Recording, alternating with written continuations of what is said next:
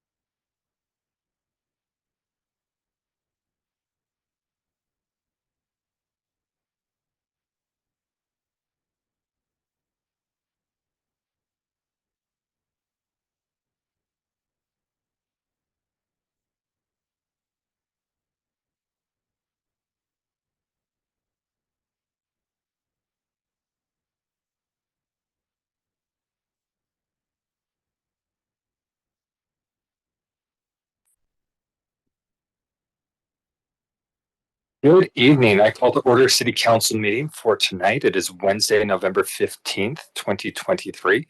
All members of the council are present with exception of Councilmember Bloom. We're joined tonight as well by our council office staff, by Mayor Burton, various members of his staff, and the public. First item of business tonight is going to be the Pledge of Allegiance, in which will be led by Gage Broadhead.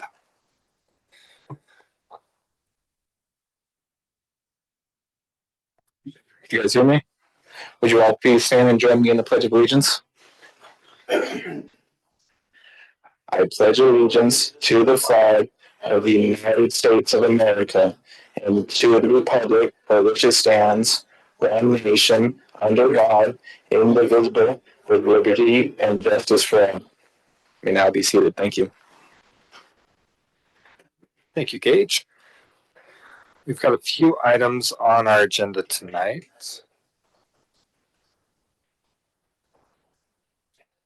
We've got a few items on our agenda here tonight. We have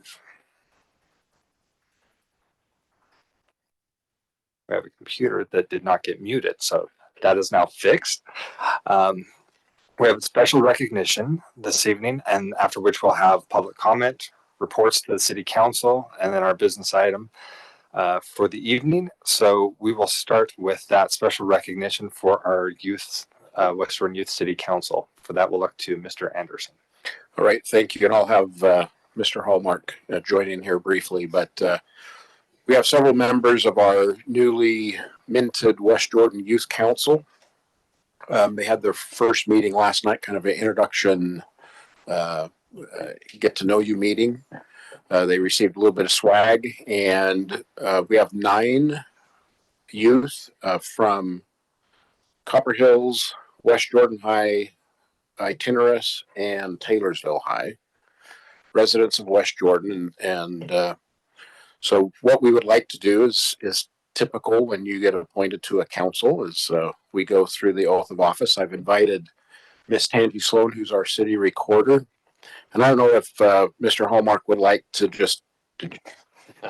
Okay, so what the plan is that we'll have the youth council come up here. Miss Sloan will give them the oath of office, just like you do when you get elected to city council. We'll take some photos and we'll go to there.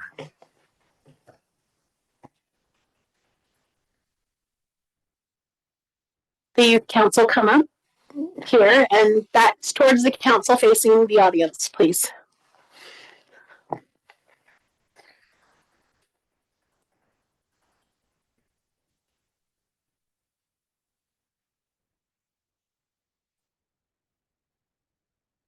Then I'll have you raise your right hand and repeat after me. I state your name. I, Taylor Patty, Do solemnly swear do solemnly swear that I'll support, obey, and defend that I'll support, obey, and defend the Constitution of the United States the Constitution of the United States and the Constitution of the State of Utah and the Constitution of the State of Utah and the laws and ordinances and the laws and ordinances of the City of West Jordan, of the City of West Jordan, and that I'll discharge the duties and that I'll discharge the duties of my office with fidelity. of my office with fidelity. Congratulations.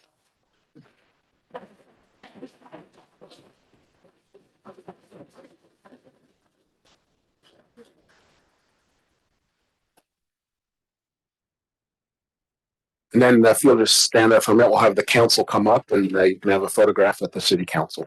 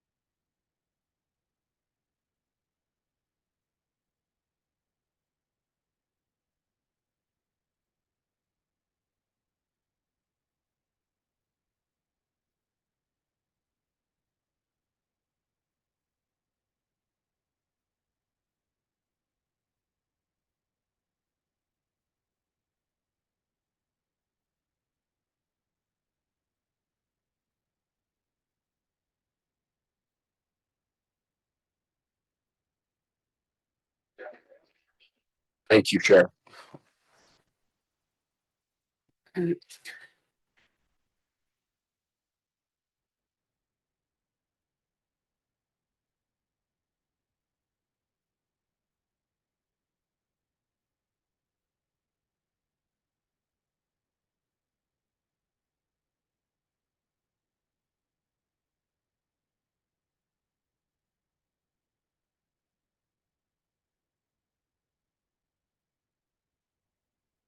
Member Whitelaw.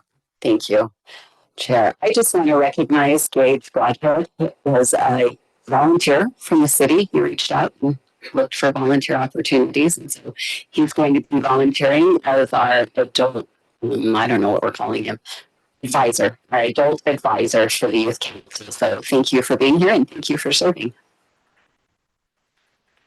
All right. And now that brings us to the citizen comment portion of our meeting. This is the chance that you have to share your thoughts, concerns, ideas with the city council.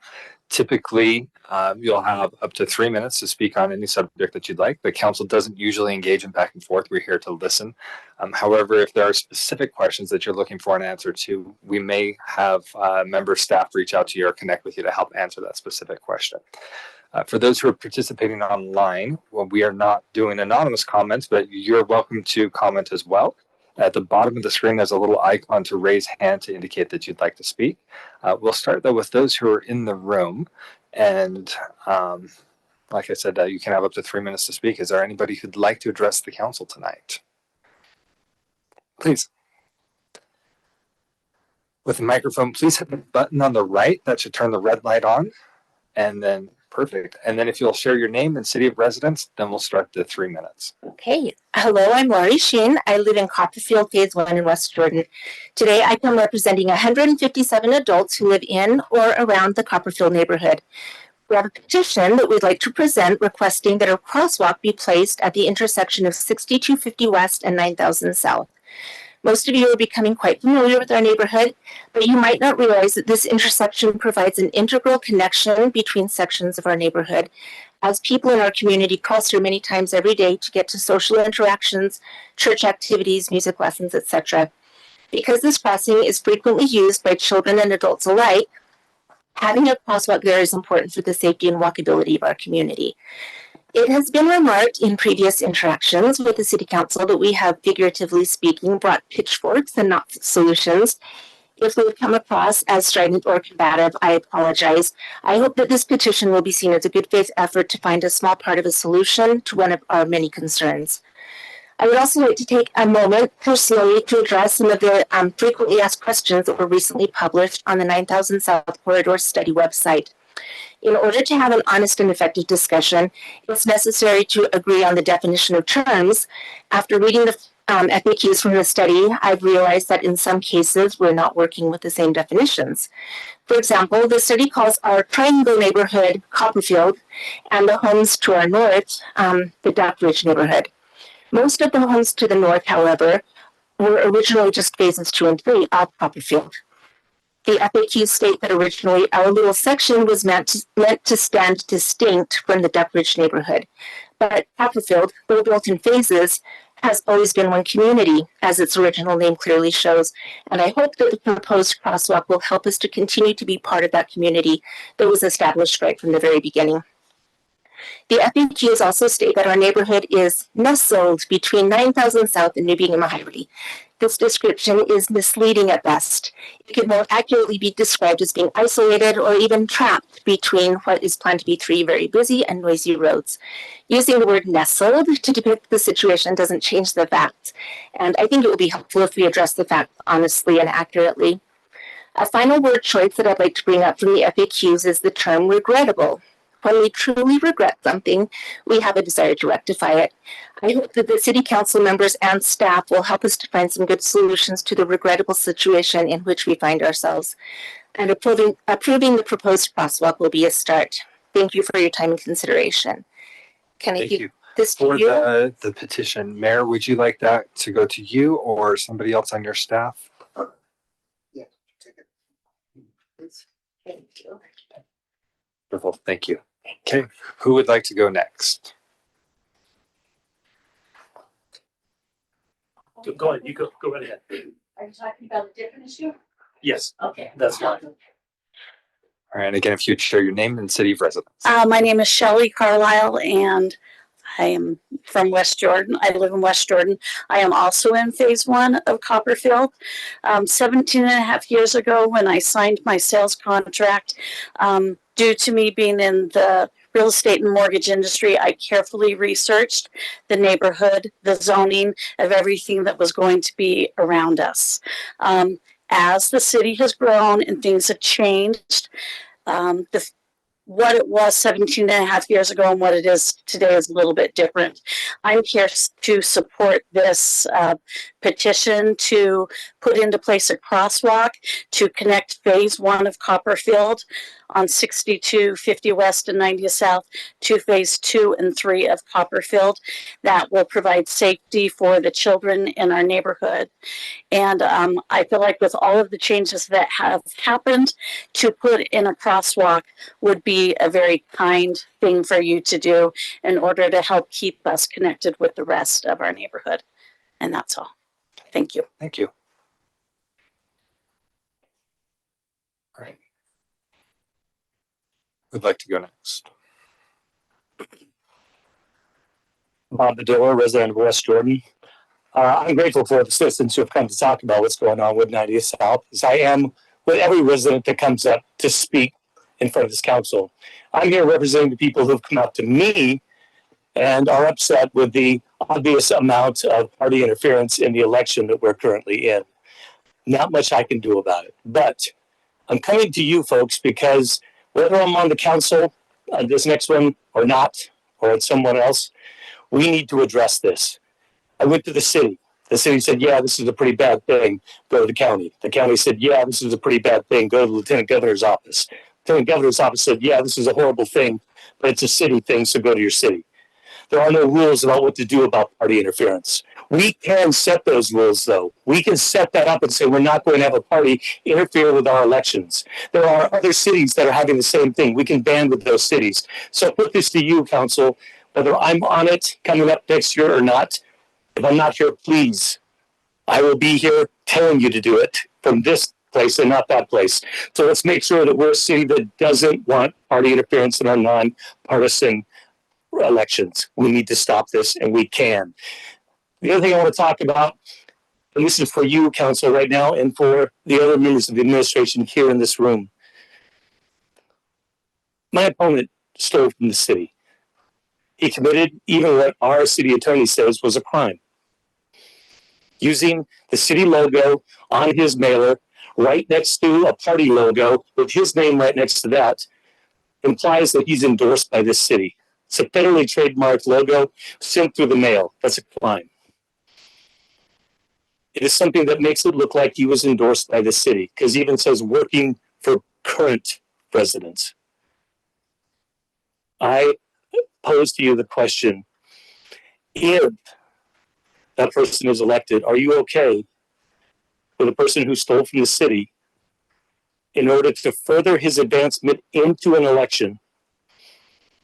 Are you okay to sit next to that person and still work with him, knowing that nothing was done?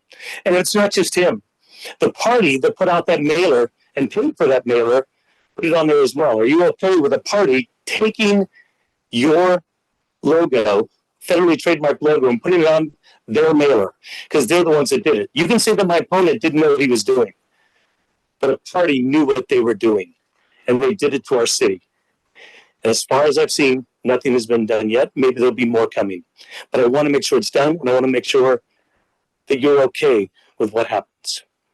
I thank you for your work, and I thank you for your time. Thank you, Mr. Bador. Okay. Who else would like to speak? Please come to the microphone.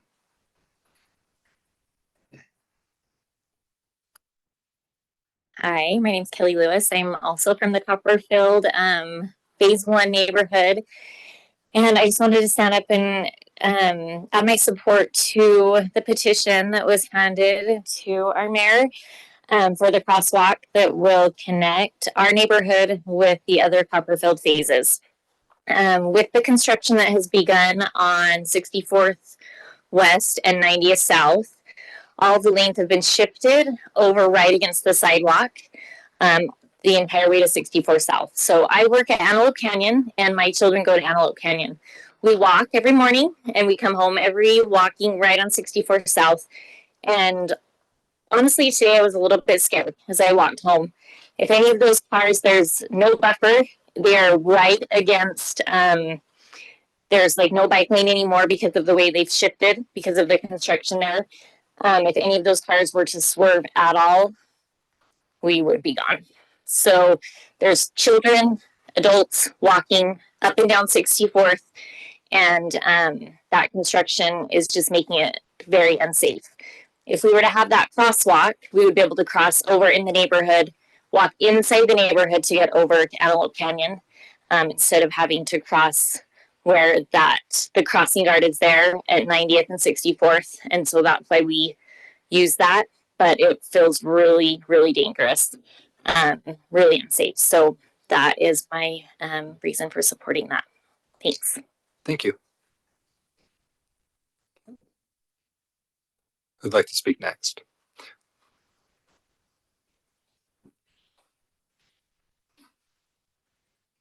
All right, Mr. Sigmiller. Brett Sigmiller, West Jordan resident.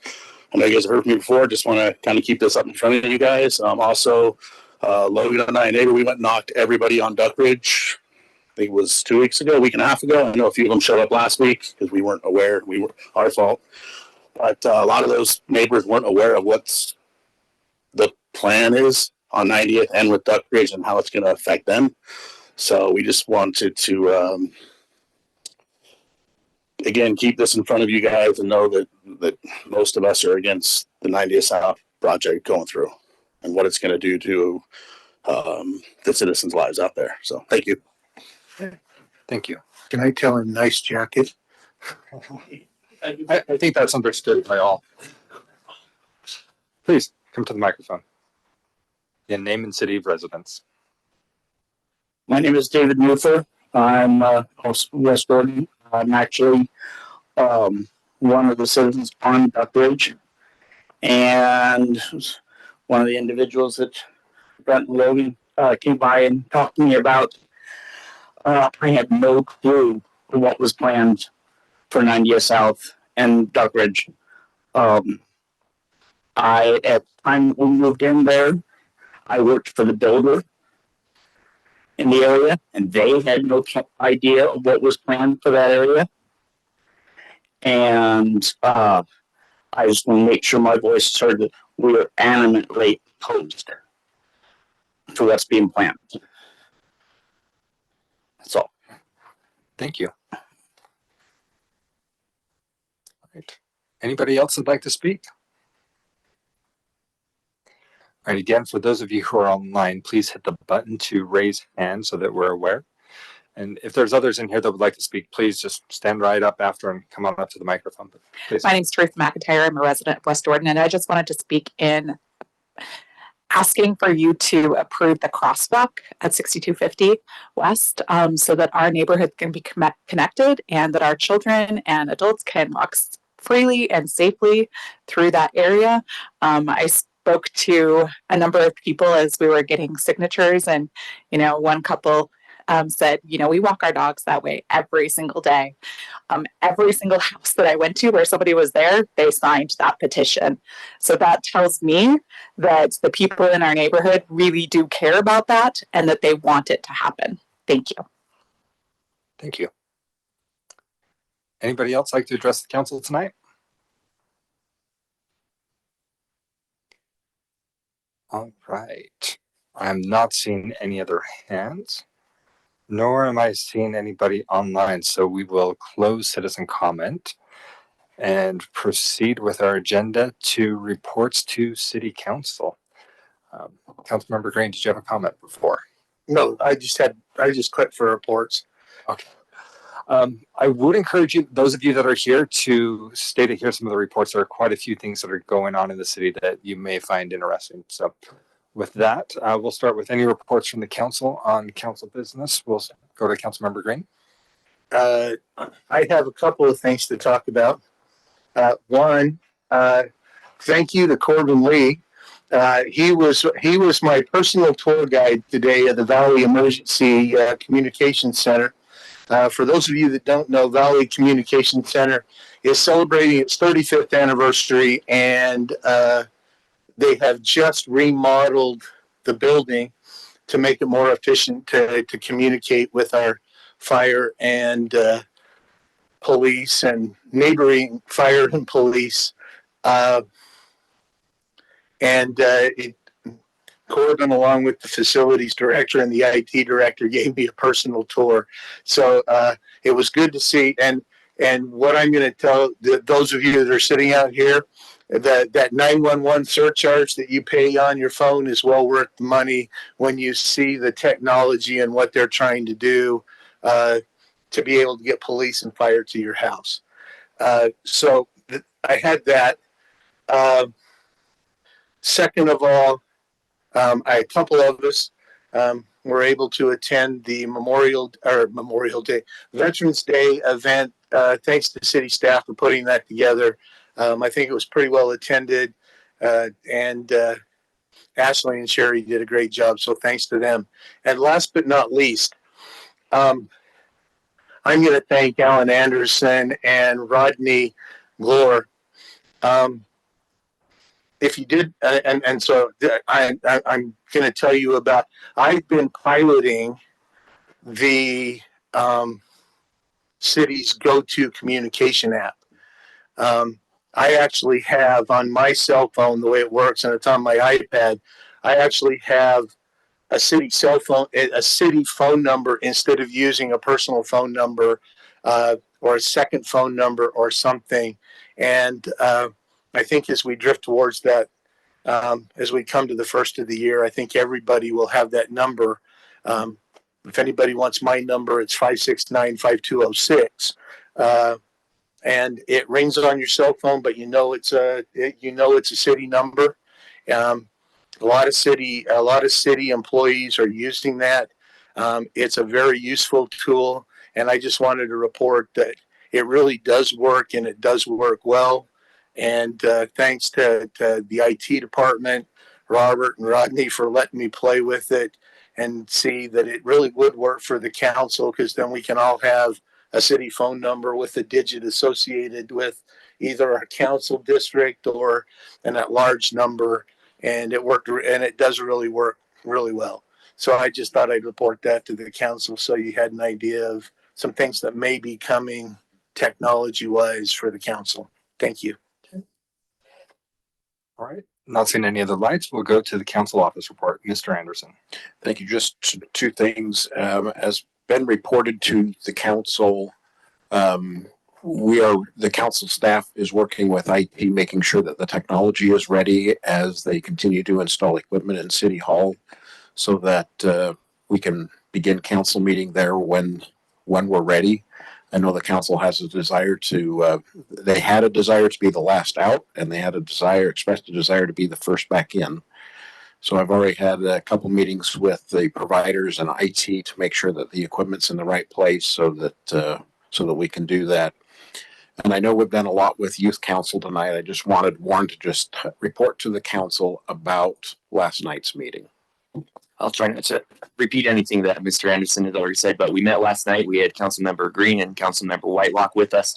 Had a really great first meeting with the youth, and we're really excited to feel their energy and feel their passion and the things that they want to see happen here in West Jordan. And there are a lot of youth here tonight. I don't recognize most of you, so this is a selfish plug. If you're interested in joining the youth council, talk to one of your friends who got sworn in tonight, or come get a card from me, or reach out. We'd love to have more youth involved as this program continues to go, as it is our inaugural year. So off to a good start. We're really excited to see what they're able to do in this year.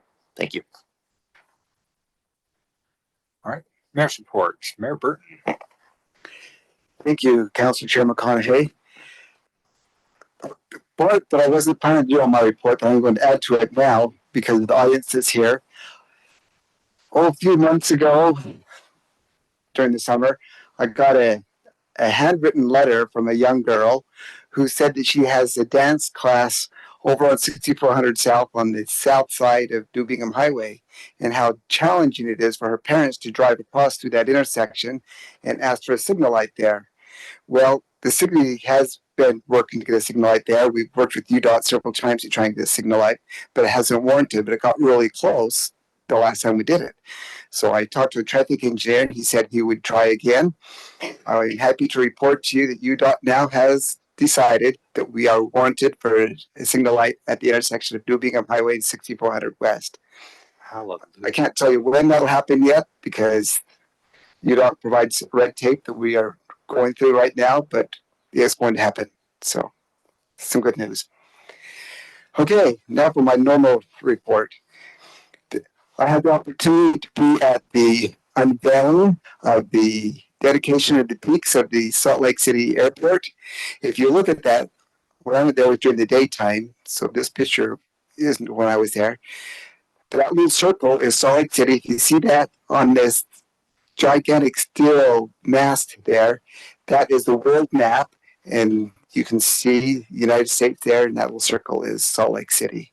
So there we go. And there's 7 peaks that represent the 7 tribes in Utah. So that was kind of a fun excitement. Okay, next we've got our first Friday concerts in November. It was spectacular. It was an international violinist who also plays at Carnegie Hall. And he was there, and it was great. And he was signing CDs afterwards. So I went up there and got a CD, and he's autographed it. And I'm handing out. My wife says, "What are you going to do with that?" And I said, "Well, I'm going to listen to it." She goes, "We don't have anything that plays CDs anymore.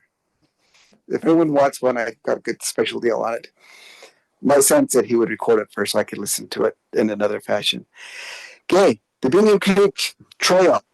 The Salt Lake County is looking to enhance and create the Bingham Creek Trail, and I went to that open house. Hopefully there was some of you that were able to go there.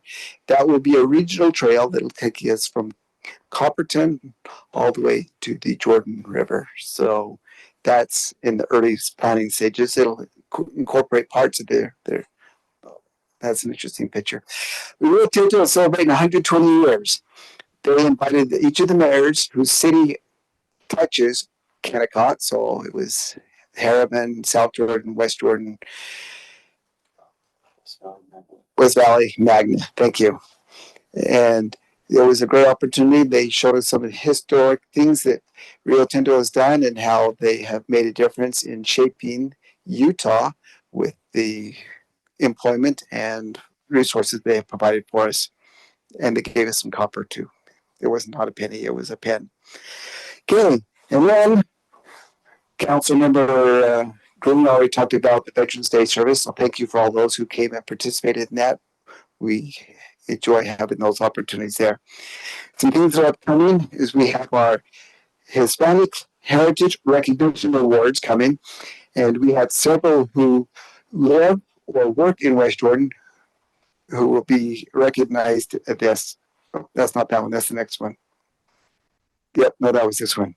And that will be held at Utah State Capitol on Tuesday, November 21st. Hopefully you can come there.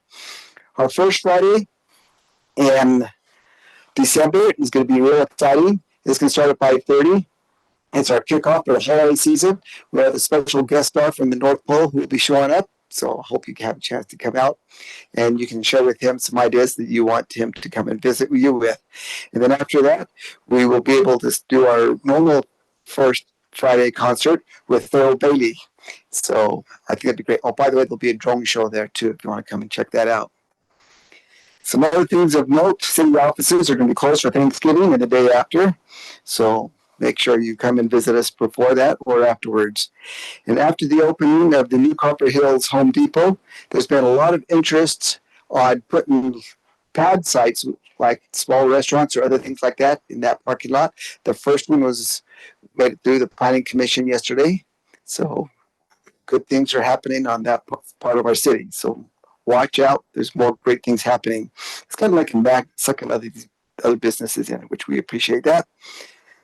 And Dominion Energy, this is really exciting for the people who live on the west side. On 13th West, it is now open to traffic in both directions for the majority of 13th West. So we appreciate Dominion Energy getting that open that we can drive it again, almost like normal.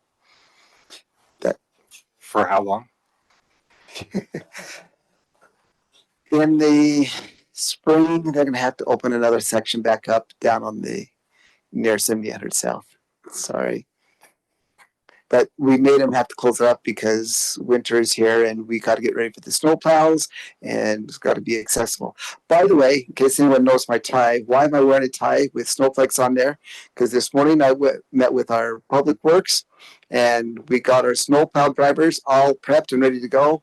And they had their kickoff this morning and they're ready to come take care of our streets. You may be interested to know that we have GPSs on all of our trucks, so we know which streets they've been plowed and which ones haven't. And we're doing some advancements on there, and that's our trial year for us. We'll see how that goes. Because last year, we would look it up on the map and say, oh yeah, the snowplow went down your street. And the residents say, well, no, there's no snowplow that's been here. I can see it snowing. Oh yeah, they went down. Well, no, there wasn't. Well, that's true. The truck did go down, but the blade was up because they were just salting it because it was packed so well. Now we're hoping to be able to monitor if they're putting salt down and if the blade is up and if they did your streets so that we can take good care of all of our residential streets in addition to all of our streets in the city. That's my report. Unless you ask another question. Not a question, just a comment. So when you do get formal notification that tracker, the snowplow tracker is available, keep an eye on it. There are some streets that don't get plowed often because of vehicles that are parked on the side of the street when they're not supposed to. So if you can help your neighbors stay off of the road, that can help the plows get through. So with that, and basketball hoops and trees being trimmed properly. Councilmember Pack, did you have a question? Yes, please. Thank you, Council Chair. Thanks for your report, Mayor. Tonight, prior to the commencement of the meeting, I was with many of the Duck Ridge residents up by Rumford Park, and I noticed Life Light was doing training. They were doing a lot of touch and goes. What was the extent of that? Do you know what was going on? Sorry to hit you with that last minute. They looked like they were circling, landing. I don't know the answer, but I do know that last week they came out and used it with our canines to teach the canines how to ride in a helicopter so that they could be properly treated in case they get injured in the line of duty. Okay. Thank you, Mayor. Thanks, Chair. I can tell you that usually between Halloween and mid-November, they do their hoist recertification. Actually popped up on Facebook is 10 years ago, I had the opportunity to be one of their dummies. I think every elected official should be one of their dummies at some point in time to get hoisted up below the helicopter as they practice the patient rescue. So that my understanding is they were working on that again. The jokes write themselves, but I'll refrain. All right, CAO's report. Mr. Lee. Yes, we have a number of things to share with you today. First, I'd like to have our city attorney introduce our new civil attorney. Second, after that, we'll have Corey Fairley give you an update on the Gold Medal Family Memorial, and then I have a couple of updates for you about a few other things happening with parks and planning.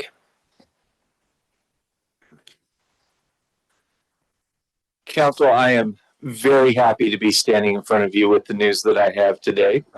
As you know, we had an attorney leave our office back in July of this year. He left a very large hole. We still miss having Jared Tingy working in our office. We're happy that he continues to work on behalf of our city and other cities around the state in the position that he's at the League of Cities and Towns at this point.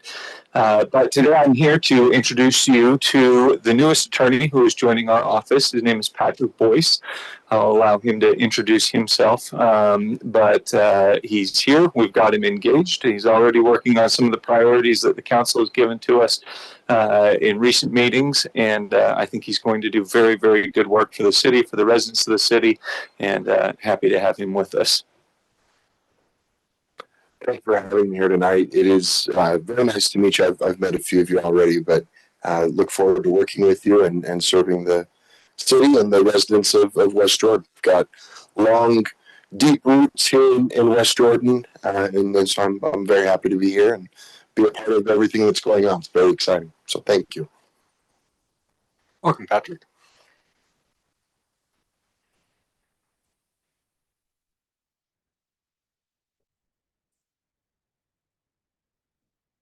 Good evening, Council Chair and Council members. Just a quick update on the Gold Star Monument. Currently, we're in the process of soliciting bids for a contractor to come up set the concrete foundation that will be for the monument. So that's our next step. We worked with the Woody Williams Foundation. The granite has been purchased, which was a really big milestone that we overcame recently. We're currently working with our committee to set a date in hopefully the next few weeks, holidays permitting, to be able to come up with some imaging that will go on the granite, and we'll have a few options for that, along with layout of where it may be placed. So that's just a brief update. Any questions regarding that? I'm going to tell you, thanks for the progress. Oh, yes, thank you. We're happy to do so. It's an important endeavor. So my question would be, when do we want to do it? Are we going to do it? When do we want to do, or are we going to do a groundbreaking? That's a good question. I would anticipate that would be spring, maybe late spring. I know a contractor wouldn't be able to come in and do the concrete foundation probably until then, anyways. And so I would hope to have the monument ready to go once the concrete's in place. We can attach the monument and have a groundbreaking quickly after. So I'll add that to our agenda to see when we can start having a target. I was thinking about a groundbreaking before we had before we had the ribbon cutting or whatever you want to call it. Okay. Yeah. So just thought. You know, that's a great thought. Well, again, when we be with our committee, we'll bring that up for both of those. So wonderful. And then I'll let you know. Thank you.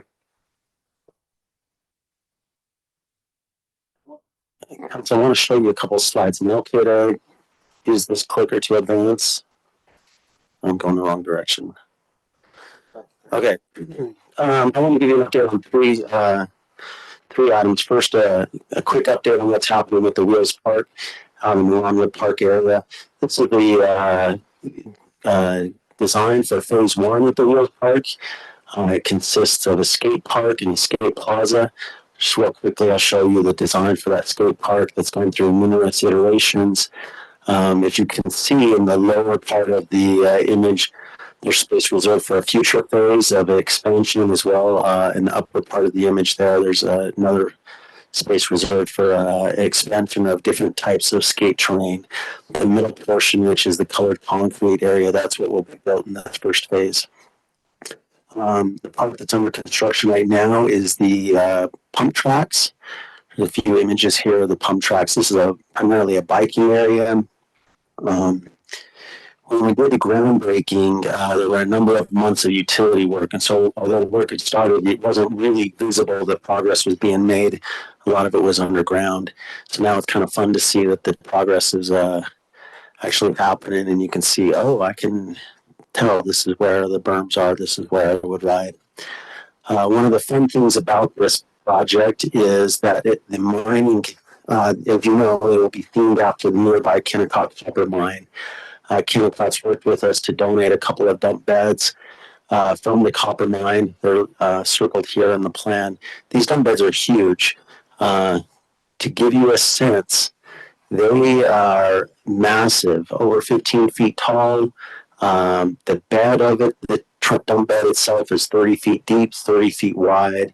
They'll be incorporated into the design and construction of the park, and will double as shade structures as well as having some skate and bike features into the back of the dump beds. So they're out there now. They're just sitting. They're not placed properly just yet. We're waiting for a little more groundwork to be done. Construction will take a brief pause in the deepest part of the winter and then pick up again in earnest in the spring, and should finish in the summer of 2024. Any questions on the Wheels Park? So when you say 2024, is the pump part going to be open first, or we're not going to open that until the concrete and everything's done the year after? We'll probably open all the phase one at once. Although some of the pump track asphalt will be laid, it will be still kind of in the middle of the construction zone. Okay, I want to give you a little bit of an update about Longwood Park in general as we talked about the Wheels Park out in that area. So just an overview of where we're talking about. I showed you phase one of the Wheels Park. Phase two of the Wheels Park, which has been planned and designed, will be primarily bike trails on dirt to the east of phase one. It will incorporate into the current stormwater detention basin. We also have funded in the current budget money for additional multi-purpose fields to be built out at Longwood Park. Also funded and underway is improving the stormwater detention basin in this area. As part of the Wheels Park planning and design, we are trying to do two things. One, improve the stormwater capacity, and two, improve the recreation use of the broader area. As you can see, this is a lot happening. This is what's funded and what's in progress. Well, Phase Park, Lewis Park Phase 2 is not funded, but you can see there's a lot happening there. We've also reserved space, as you know, for a rec center out here someday. I'm going to circle back and talk to that point in just a second. We also have a big Rocky Mountain Power corridor that we want, although we don't own the land, we'd like to see some recreation value from that because it's adjacent to our park, whether that's bike trails or some other kinds of use. How can we make better use of the land, partnering with Rocky Mountain Power so that our residents can take advantage of that land that's in the power corridor. Now, with all this happening out in that Ronwood Park area, there's two points. One, the multi-purpose fields have been designed conceptually about 5 years ago. You may recall that. Sunrise Engineering did conceptual designs for the additional phase at Ronwood Park. However, it's very conceptual. We need to now take it from conceptual to full design. Two, we're hoping to be on the next ZAP tax round of funding for the rec center in this area. The county is willing to partner with us. However, they've told us to complete the application, and for us to partner with you, you've got to complete a full needs analysis study and design studies. Say, okay, do you need a rec center in this area? What do you want in terms of amenities? So thinking about that rec center study, thinking about going from conceptual design to a full design of the multi-purpose fields, thinking about the future phases of the Wheels Park. We noted it's been a while since we've done public input process in this area about the design of the park. And with all of these different elements, we have never done a full master plan of the larger Ronwood Park area. And so one of the things we want to do as part of the rec center study this next year, and as part of coming up with the complete final design of the multipurpose field area, we want to complete a master plan of the broader Ronwood Park area. So we'll be coming back to you for further conversation on that point. Any questions on that? And then I'm going to go on to one more item. Yeah, I have a question. Particularly when it comes to additional multi-purpose fields. I'm wondering if, and I know that there has to be matching funds. So with that caveat, can we look to like the multi-purpose fields with TRCC funding and use some of that if we had some funds available? Because here and this is this is leading in because we know that the executive branch, you guys are going to be looking at budget priorities. I'm wondering if we can at some point in time here in the near future get a discussion about where we're at with the soccer fields at 78th and 48th, because, and the reason why I say that is July of 2024. If we're going to lose some of those soccer fields because of the airport, July 2024 is the only time we got a chance to fund it before they go away a year after that. Because we wait till 2025, we're going to be a little bit late. You're taking the words out of my mouth on my next item. Yes.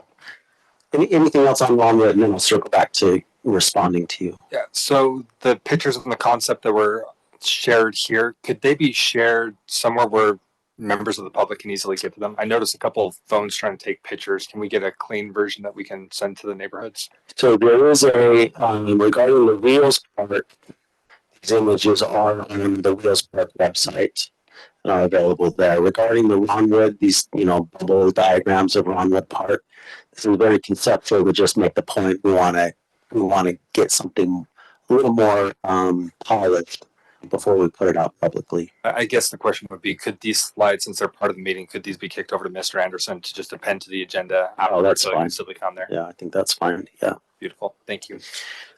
Any other questions on Ronwood? Councilmember Pack. Yes, thank you, Chair.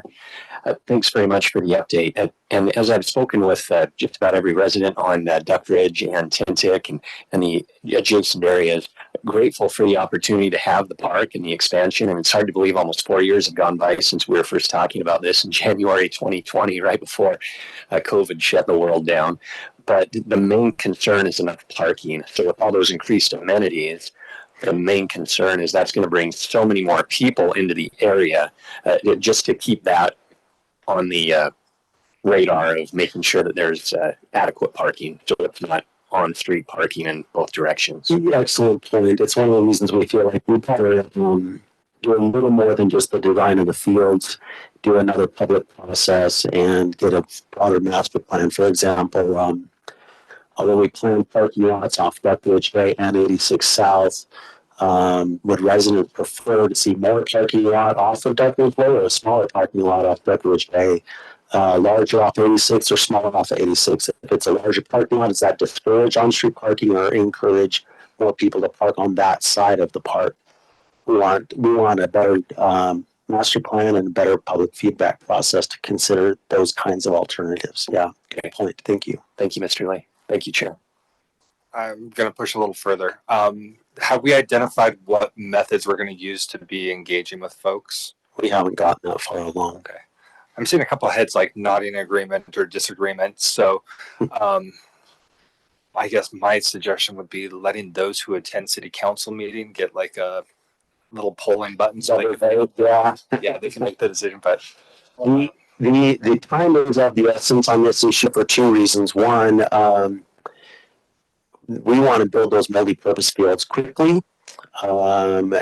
We are coming to the end of our current lease on the soccer complex. Two, we to make the next round of ZAP tax funding, we need to get going right away on a rec center study, which we have done some pre-work on. We are, as I mentioned, we've met with the county and they're willing to partner with us on an application there, but time's of the essence on getting that study done in order to make the application window on the future ZAP tax funding. So we're going to proceed fairly quickly on that. Now to the next item about the soccer complex. Did you know the lease on the soccer complex is coming to an end? We have been doing some study this year very intensely on alternatives for the soccer complex, cost benefit analysis, and so on. We've been in negotiations with Salt Lake City about the lease, considering all alternatives that they and the FAA would consider. We are done with our study, and we're anxious to report back to you on that. However, we are still awaiting some feedback from Salt Lake City on some of our alternatives regarding lease options. We expect to hear from them here in the next few weeks. However, we have not heard back from them yet. And until we get an answer on some of our questions about the lease, we can't present to you fully kind of the analysis and the options and recommendations. So we anticipate that conversation will occur probably in January. That's all I have tonight. all right. Well, that concludes reports to the council and brings us now to business item, which is we only have one tonight, recertification for the West Jordan Justice Court. Mr. Lee, is that one you? Because I'm pretty sure I'm taking more than my share of time tonight. Yes. Every 4 years, the Administrative Office of the Courts in the state of Utah requires the West Jordan Justice Court to be recertified. The City Council's role in that recertification is adopting a resolution affirming our commitment to operate and fund the Justice Court and to abide by the rules and policies of operating a Justice Court. In the packet, you have an opinion from our City Attorney on this matter. We have reviewed this issue. We do recommend that the City Council adopt a resolution recertifying the Justice Court. Time is of the essence on this, as our current Justice Court expires at the end of January. In order to keep our Justice Court from expiring, we have to submit all of our recertification paperwork to the AOC. Excuse me, the AOC is the Administrative Office of the Courts. We have to submit it to them by December 15th. Right. So resolution on that is 23-067. Councilmember Green. I'm just going to throw in a comment here that's kind of tied to this, but extraneous. And maybe it's better done for a budget discussion. But as we look at our court and the future of our court, I think we need to look at finishing the second courtroom here in this building. So let's just keep that in the back of my mind as part of the court process. Okay. Not seeing any of the lights up, I'll make the motion to approve resolution 23-067, recertifying the West Jordan City Municipal Justice Court. Second. Motion by Councilmember McConaughey, second by Councilmember Green. Not seeing any lights indicating desire for discussion to the motion, so we'll turn to Mr. Anderson for vote.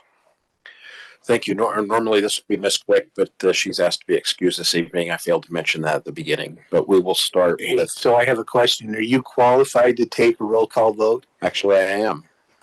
You know, I'm just giving you a hard time. All the staff are. Councilmember Jacob. Yes. Councilmember Pack. Yes. Council Chair McConaughey. Aye. Councilmember Green. Yes. Councilmember Whitelock. This doesn't seem to be randomized. Yes. That motion, thank you. That motion passes 6-0. All right. 5-0. Thank you. Qualified to execute the vote, not necessarily tally the result. That's correct. We'll move on to consent items now, which are minutes from our committee, the whole meeting from October 18th and the council meeting from October 25th. I'm going to move to and there's also minor modifications to council policies and procedures. I'm going to move to approve consent items 7A and B. Second. Motion by Councilmember Green, second by Councilmember Whitelock. Not seeing any discussion to the motion, therefore we will, since this has a resolution, we'll go back to Mr. Anderson for a roll call vote. Okay, thank you. Councilmember Green. Yes. Councilmember Whitelock. Yes. Council Chair McConaughey. Aye. Councilmember Jacob. Yes. Councilmember Pack. Yes. That motion passes 5-0. All right, that brings us to council remarks. I'm not seeing any lights up and I don't have any administrative items, so I would look for, Councilmember Pack barely made it in. Thank you. Just wanted to thank everyone that participated in any way in the Veterans Day celebration to honor those who have served. We're able to do what we're doing right here, right now, because of the people that have gone before us. And so I was extremely grateful to be asked to participate and for everyone on city staff that made that possible. Thank you. Just a couple of quick comments. Thanks to West Jordan Police and Fire for all they do. We've got the best police and fire department in the state. And if you didn't know it, and if you disagree with it, I'm sure they'll fight you over it. So, but thanks for being here tonight, Sergeant Hercules. And the last comment is, you still have time to vote. Ballots are due next Tuesday, if I remember how the legislature screwed up our election day. So you still have almost a week to vote.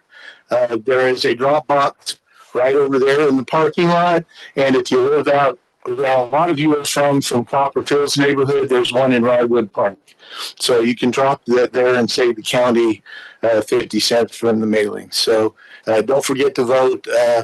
It does affect the way the issues that you guys come to this meeting for. It does make a difference, and your vote does make a difference. So thank you very much. Okay. With that appreciation to police and fire, I'll also extend my appreciation now that Brian Clegg has stepped out, appreciation to Public Works and our streets department for making sure police and fire can get where they need to be. With that, unfortunately, citizen comments has been wrapped up. And I am going to move, since this is one of the shortest meetings on the planet, I'm going to move to adjourn. Second. Motion by Councilmember Green, second by Councilmember Jacob. And all in favor? Aye. Any opposed? We stand adjourned. Logan, now that the meeting's over, you can chime in. Sorry. Sorry, on that note, I noticed there's no lighting at all on that ballot box here. Yeah, and the mayor can speak to this one. That's going to be rectified here shortly. So the lights in that parking lot were out due to the remodel happening in the building, but we just got a new panel put in there.